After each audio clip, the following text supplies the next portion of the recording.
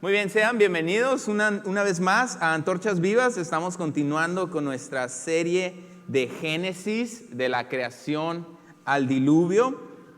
Estamos continuando con nuestra serie de Génesis. Estamos dando un vistazo desde el primer libro de la Biblia y ver cómo desde el primer libro nos apunta hacia la obra que Jesús haría por nosotros. La obra que Jesús haría por nosotros. Y es muy bueno que estén esta noche con nosotros. En nuestra última reunión vimos a Caín. Caín fue el primer hombre en nacer en esta tierra, el primer hijo de Adán, el primer hijo de Eva. Y su nombre, si recuerdan un poquito, su nombre significa lo tengo, lo he obtenido. Y parte de ese nombre viene del deseo de Eva de cumplir lo que veíamos en Génesis 3:15. Que Dios enviaría a un Salvador que desharía las obras del diablo. Que Dios enviaría a un Salvador que arreglaría el problema de pecado en el cual Adán, Eva y Satanás nos habían metido. Alguien que vendría a restaurar todas las cosas y a quitar el problema de la maldad que introdujimos nosotros y que nos afecta a todos nosotros. Pero desgraciadamente Caín no fue el cumplimiento de la promesa, porque Dios había prometido, Caín era hijo de Adán e hijo de Eva, pero Dios había prometido que el Salvador sería hijo de la mujer nada más. Y ya estaba apuntando hacia una realidad más trascendente. ¿Y cuál es esa? Es el hecho de que Jesús, la segunda persona de la Trinidad, Dios en toda su plenitud, decidió venir y hacerse humano. En nuestra casa estamos estudiando el Evangelio de Juan. Estamos leyendo desde el capítulo 1 y veíamos que la luz verdadera, el autor de la vida de cada hombre, vendría a este mundo. Y vino a su pueblo, pero su pueblo lo rechazó. Mas todos los que lo recibieron les dio el derecho de ser hechos hijos de Dios. Y aquí vemos cómo esto nos apunta a esa realidad. Caín, en vez de ser la solución al problema, vino a sufrir bajo el mismo problema de la maldad. ¿Cómo? Decidió darle la espalda a Dios. Dice que le dio una ofrenda a Dios que no le agradó a Dios, y en Hebreos nos dice por qué. Porque no se acercó a Dios confiando en Él. Se acercó sin fe a Dios. Y yo les decía, eso puede ser como muchos de nosotros nos acercamos a veces a Dios. Venimos al grupo, venimos a la iglesia, pero nuestro corazón no está aquí. Nuestro corazón no está buscando a Dios.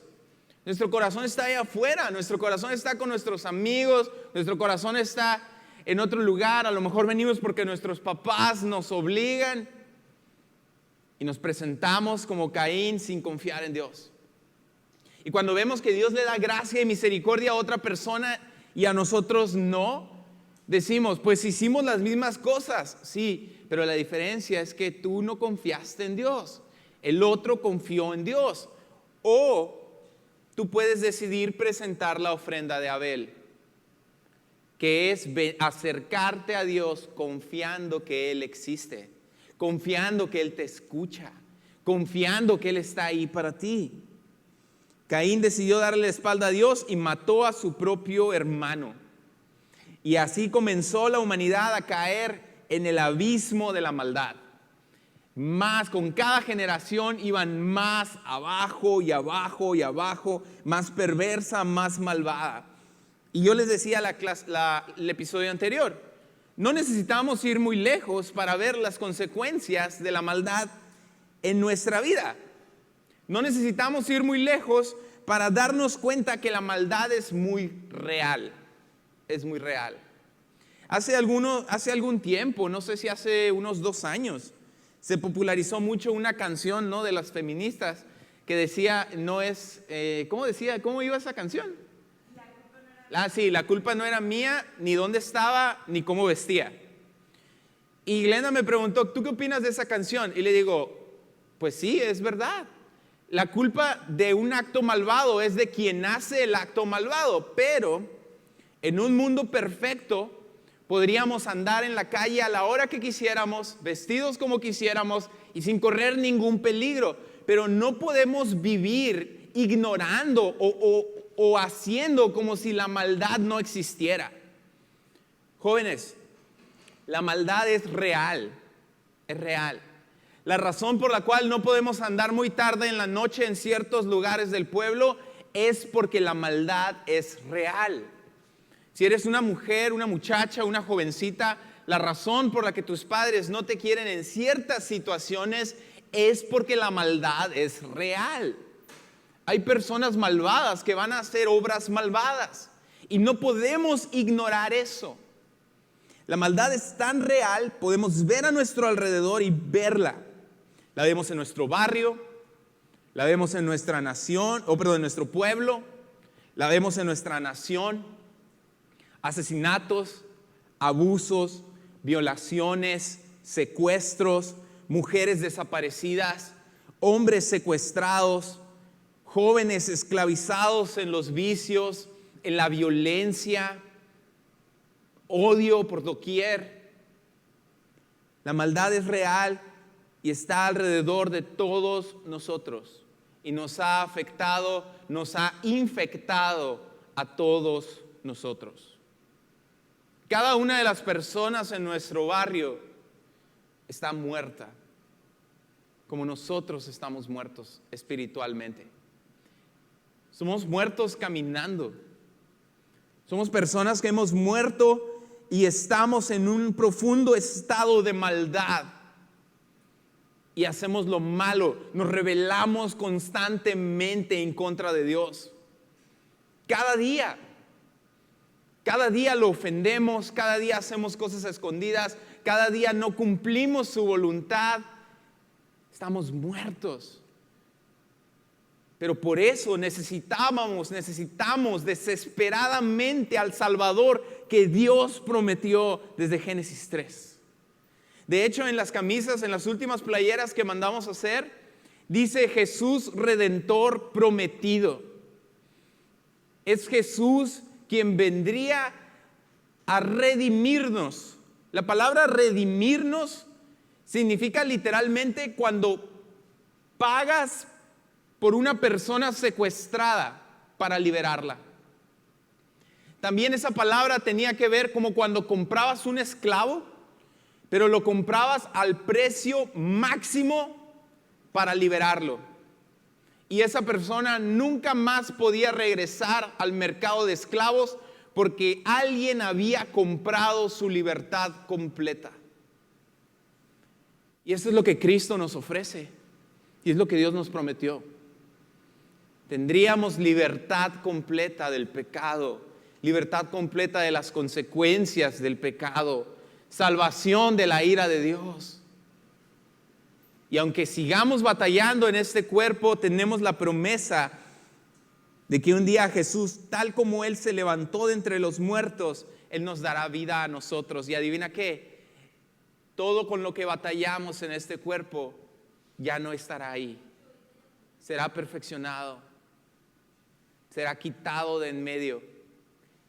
Y lloraremos en los brazos de Jesús y a los pies de Jesús todas nuestras lágrimas. Y Él enjuagará, dice en Apocalipsis, Él enjuagará todas nuestras lágrimas. Limpiará todas nuestras lágrimas. Y en su presencia ya no habrá más llanto, ya no habrá más dolor, ya no habrá más maldad. Todas esas cosas habrán quedado en el pasado. Pero mientras vemos las consecuencias de la maldad, todos hemos muerto por la maldad. Hemos sido infectados con este virus malvado. Adán y Eva se rebelaron contra Dios y de ahí toda la humanidad nos hemos rebelado contra Dios. Romanos 3:10 al 12 dice claramente, como está escrito, no hay nadie justo. ¿Qué quiere decir justo? Inocente delante de Dios. No hay nadie. Ni siquiera uno. Verso 11, no hay quien entienda, no hay quien busque a Dios. La realidad es que nosotros buscamos a Dios porque Él nos buscó primero. Él se acercó primero. Él dio su vida primero, antes que nosotros siquiera nos acercáramos a Él. Pero el verso 12 dice, todos se desviaron, todos juntos se hicieron inútiles. Me incluye a mí, nos incluye a todos nosotros. No le servimos a Dios para nada. Dice, no hay quien haga lo bueno, no hay ni siquiera uno. Y esta es nuestra condición. Esta es nuestra condición. Tenemos que ver que lo que Adán y Eva hicieron nos afectó a nosotros y afectó nuestro mundo.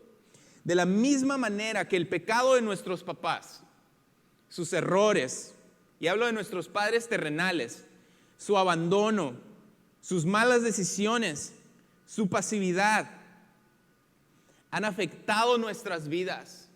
Incluso algunos su rechazo.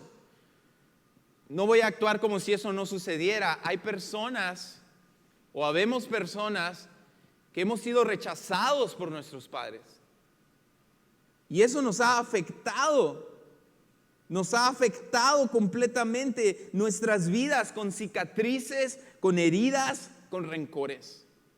No hay ni una sola persona aquí hoy que no tenga una cicatriz, una herida de sus padres.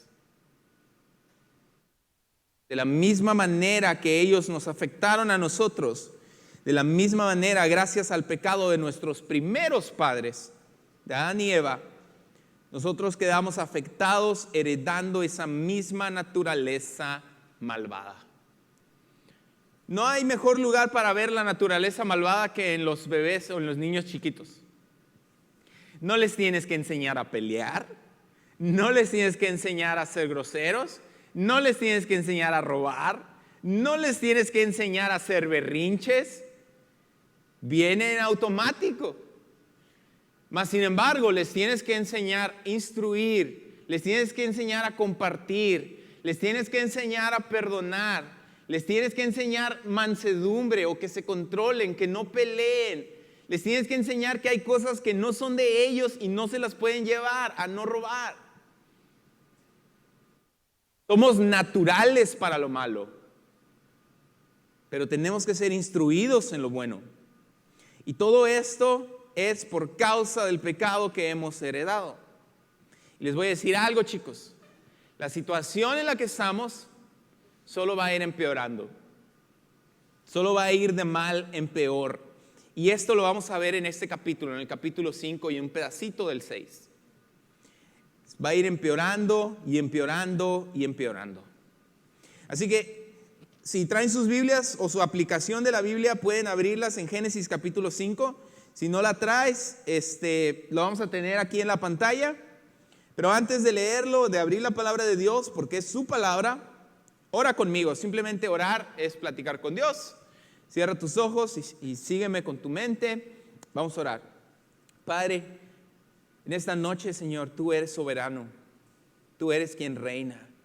Tú eres quien ha traído a cada uno de estos jóvenes, jovencitas, a escuchar tu palabra, porque tu palabra es verdad. Síguenos hablando, Señor, y trayendo convicción en nuestro corazón de que hay una nueva vida en Cristo Jesús. Y aunque la maldad fue empeorando en Génesis 5, Señor, hasta culminar en el 6, de la misma manera que la maldad va a seguir empeorando en nuestro mundo, permítenos ser personas que se rindan a ti, Señor. Personas que hayan sido regeneradas, personas que se rindan a tu perdón. Gracias por tu sacrificio en la cruz. Y háblanos, Señor, mientras leemos algo tan sencillo como el árbol familiar, Señor, de Adán, de los descendientes de Adán. Gracias, Padre, y pongo a cada uno de esos jóvenes en tu soberana voluntad y en tus brazos, en el nombre de Jesús. Amén. Muy bien, Génesis capítulo 5 registra el árbol familiar de Adán, los descendientes de Adán, pero específicamente aquí no están anotados todos los hijos y todas las hijas de Adán y Eva, que tuvieron muchos, sino que la Biblia se enfoca en darnos la descendencia, el linaje, de llevarnos por el caminito por donde Jesús, el Salvador prometido, nacería. Así que no todas las personas que fueron hijos e hijas de Adán y Eva están registrados aquí, sino simplemente el linaje de a dónde iba a nacer el Salvador. Y dice en el capítulo 5, verso 1, dice: este es el libro de las generaciones de Adán. En el día que creó Dios al hombre, a semejanza de Dios los hizo. Varón y hembra los creó, hombre y mujer los hizo. Una vez más, desmintiendo esa mentira de nuestro mundo, de nuestra cultura contemporánea, de que hay más de dos géneros. No hay. Es una mentira, es una completa mentira. Solo hay hombre y mujer, y Dios los creó y los hizo a su imagen y a su semejanza. Y dice: y los creó y los bendijo, y llamó el nombre de ellos Adán. Esto es hombre o humanidad. El nombre Adán significa hombre, realmente, literalmente. Y significa humano, humanidad. Los llamó seres humanos. Dice: el día en el que fueron creados. Y vivió Adán 130 años y engendró un hijo a su semejanza, conforme a su imagen, y lo llamó por nombre Set. Este fue el tercer hijo de Adán. Dice: y fueron los días de Adán después que engendró a Set 800 años y engendró hijos e hijas. Muchos hijos e hijas. Fueron los días de Adán que vivió 930 años y murió. Y vivió Set 105 años y engendró a Enós. Y después vivió Set, después de que engendró a Enós, 807 años y engendró hijos e hijas. Y fueron todos los días de Set 912 años y murió. Vivió Enós 90 años y engendró a Cainán. Y vivió después Enós, que engendró a Cainán, 815 años y engendró hijos e hijas. Fueron todos los días de Enós 905 años y murió. Vivió Cainán 70 años y engendró a Mahalael.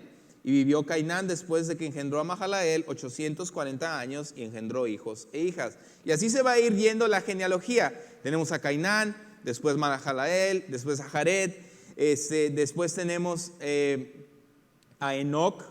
Y dice que vivió Jared después, verso 19, que engendró Enoc 800 años y engendró hijos e hijas. Y fueron los días de Jared 962 años y murió. Vivió Enoc, verso 21, 65 años y engendró a Matusalén. Y caminó Enoc con Dios después de que engendró a Matusalén 300 años y engendró hijos e hijas. Y fueron los días de Enoc 365 años. Caminó pues Enoc con Dios y desapareció porque se lo llevó Dios. Enoc fue la primera persona que no murió, sino que Dios se lo llevó. Y vivió Matusalén 187 años y engendró a Lamec. Y vivió Matusalén después de Lamec 782 años y engendró hijas e hijas. Verso 27. Fueron pues todos los días de Matusalén 969 años y murió. Y vivió Lamec 180 años y engendró un hijo, el cual llamó su nombre Noé. Noé significa descanso.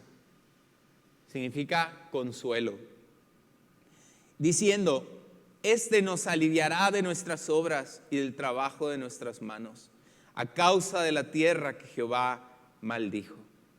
Y vivió Lamec después que engendró a Noé 595 años y engendró hijos e hijas. Y fueron todos los días de Lamec 77 años y murió.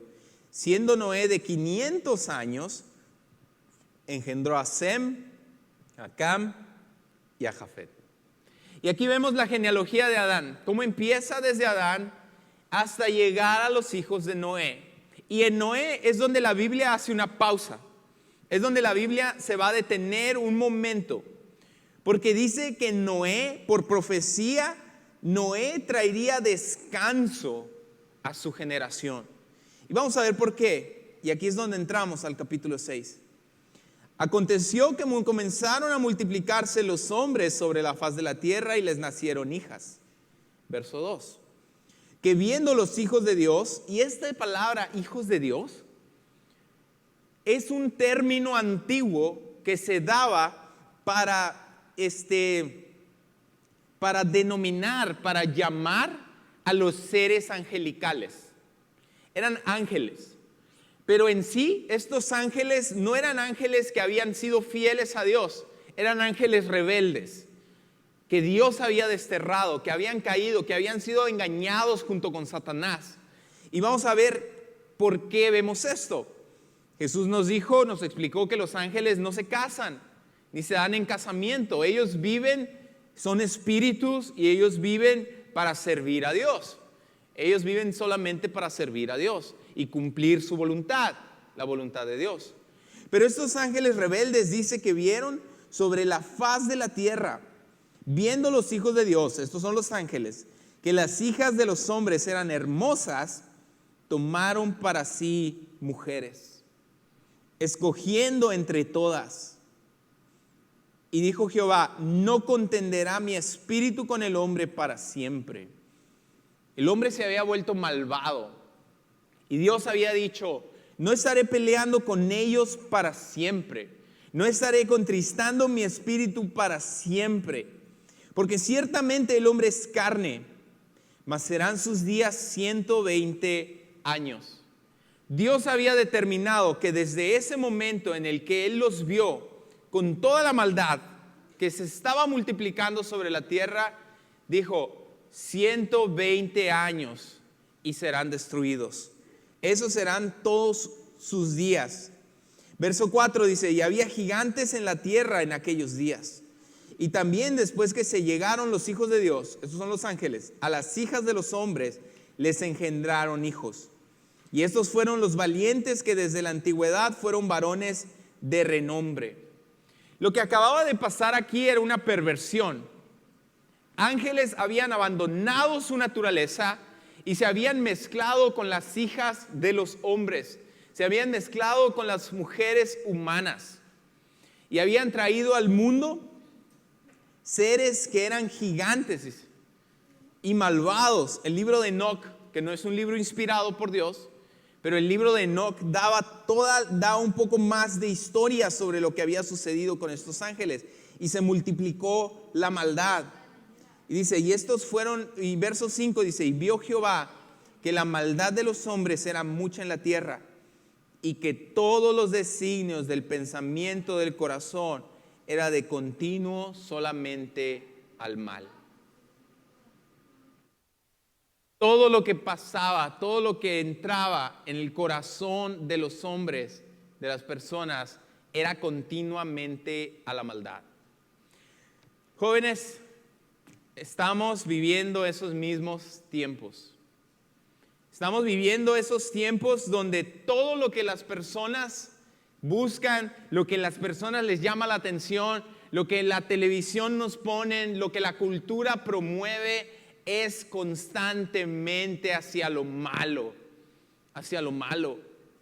Y dice en el verso 6, y se arrepintió Jehová de haber hecho al hombre en la tierra y le dolió en su corazón.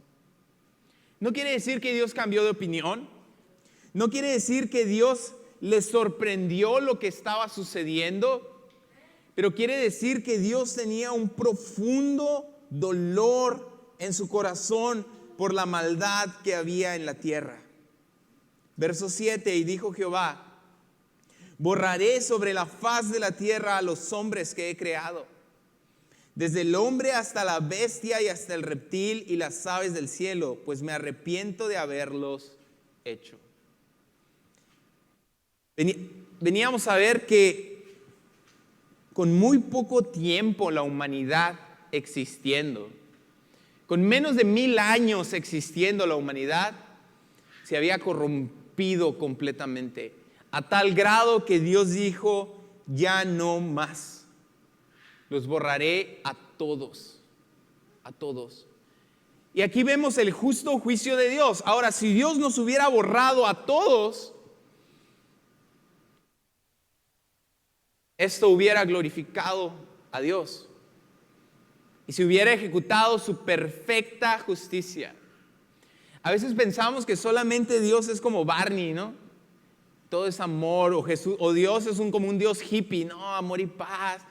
Dios está súper enamorado de ti. Dios te ama tal como eres. Ven, ándale, por favor. Y no entendemos que Dios es un Dios santo. Santo.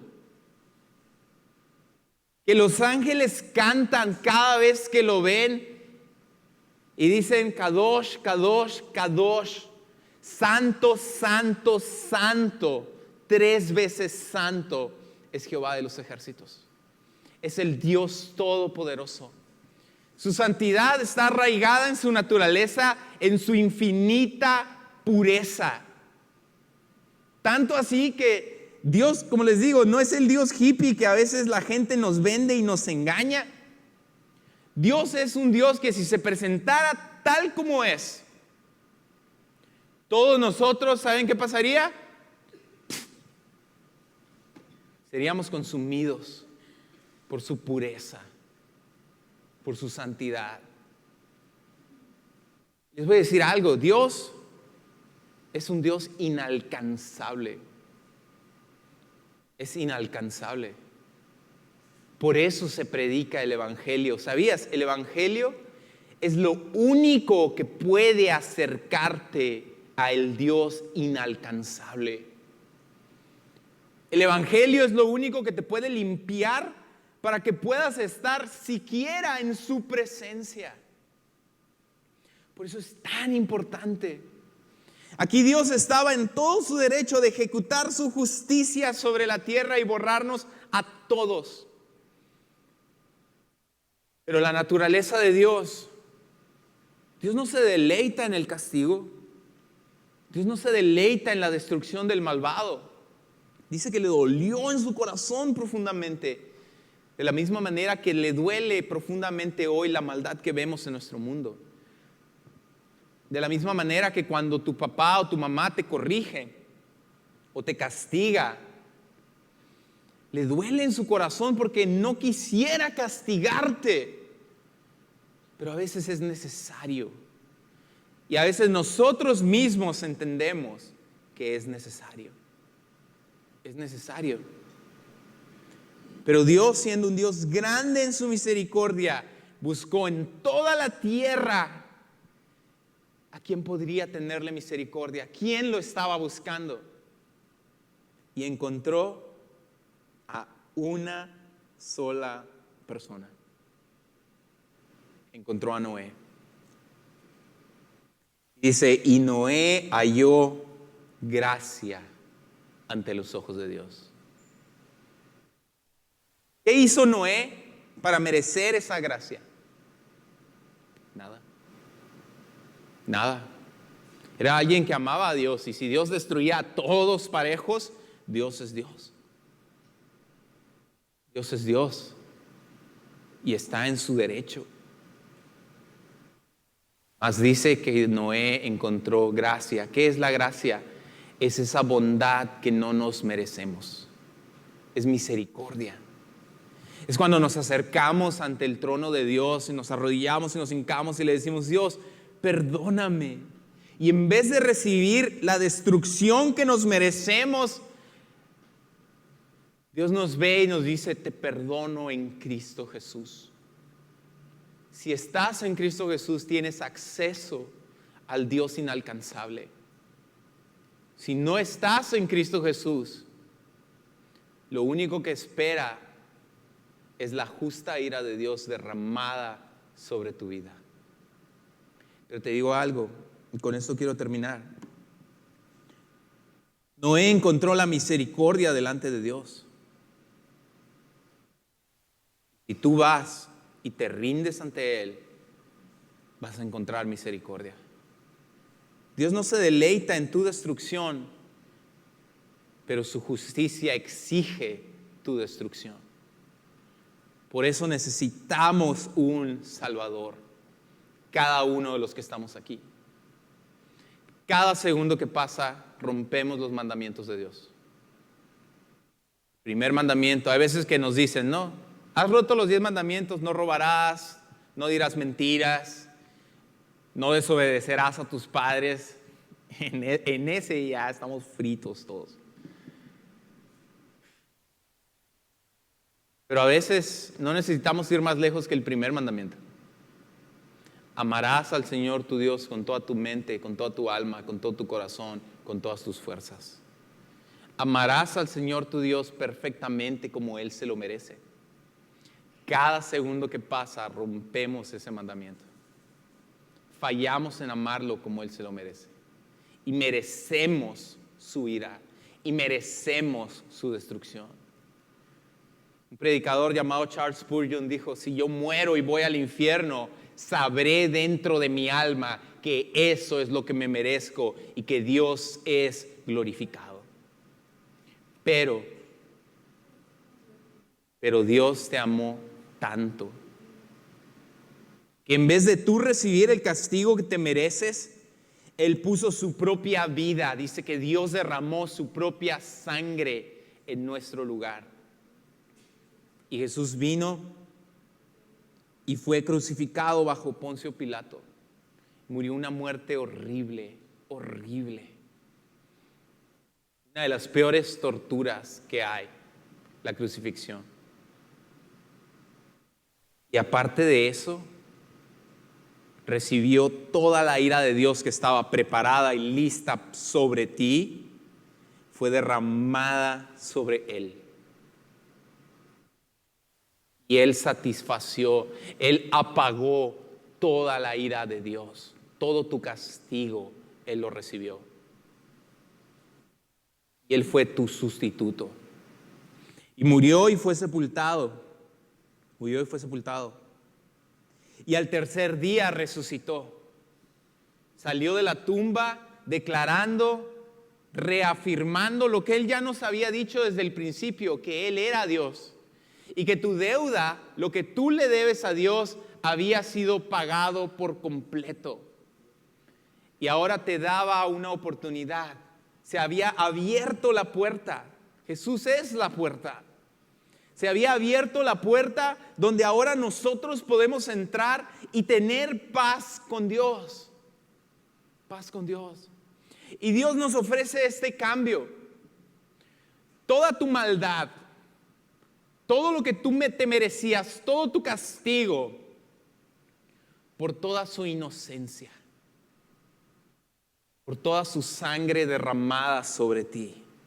Y cuando Dios te ve, cuando tú le dices a Dios: Dios, perdóname, acepto el sacrificio de Jesús, cámbiame, hazme una nueva criatura y te rindo mi vida, te rindo mi vida. Entonces su sangre es derramada sobre ti y cuando Dios te ve, ya no ve al mismo jovencito pecador que merece el infierno, ve a su Hijo Jesús en ti. Ve la justicia de Jesús en ti. Ve la inocencia de Jesús en ti. Ve que tu deuda fue pagada. ¿Qué más tiene que hacer Él para que nosotros le rindamos todo lo que somos? Pero no nos queremos rendir porque amamos nuestra maldad. Y si amamos nuestra maldad, al final pagaremos por ella. Dios te tiene misericordia hoy. Dios te está pidiendo que te rindas hoy. ¿Hasta cuándo dejaremos de jugar? La vida no está garantizada, jóvenes, chicos. La vida no está garantizada. Hoy es el día de salvación. Hebreos dice: si escuchas hoy su voz, y hemos escuchado su voz, no endurezcas tu corazón. No endurezcas tu corazón. Ríndete a Él. Ven y toma el perdón de tus pecados. ¿Y sabes cuál va a ser la prueba máxima de que tú estás en Dios y Dios en ti? El apóstol Juan nos dice en 1 de Juan: no es que vengas a la iglesia. Es uno de los frutos, pero no es el fruto máximo. No es que te haga pasar o que te cuente una historia tan triste que te haga pasar al frente y levantar la mano y oramos por ti y cantamos y al final sales afuera y eres la misma persona muerta en tus delitos, muerta en tus pecados, sin un verdadero arrepentimiento. La verdadera evidencia que tú estás en Dios y que Dios está en ti es que guardas y vives su palabra. Esa es la verdadera evidencia. ¿Está Dios en ti? ¿Has sido perdonado? ¿Has sido regenerado?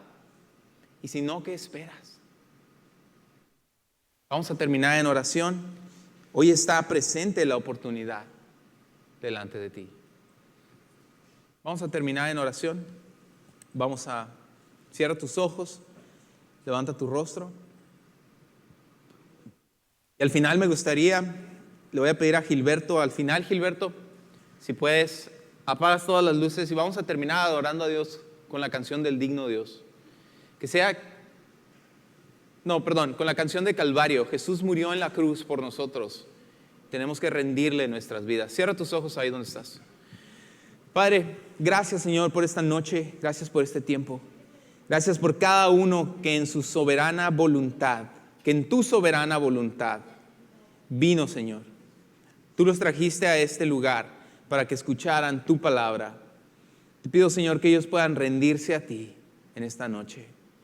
Gracias, Señor. Te amamos y te bendecimos. Y permítenos terminar en adoración, Señor. En el nombre de Jesús. Amén.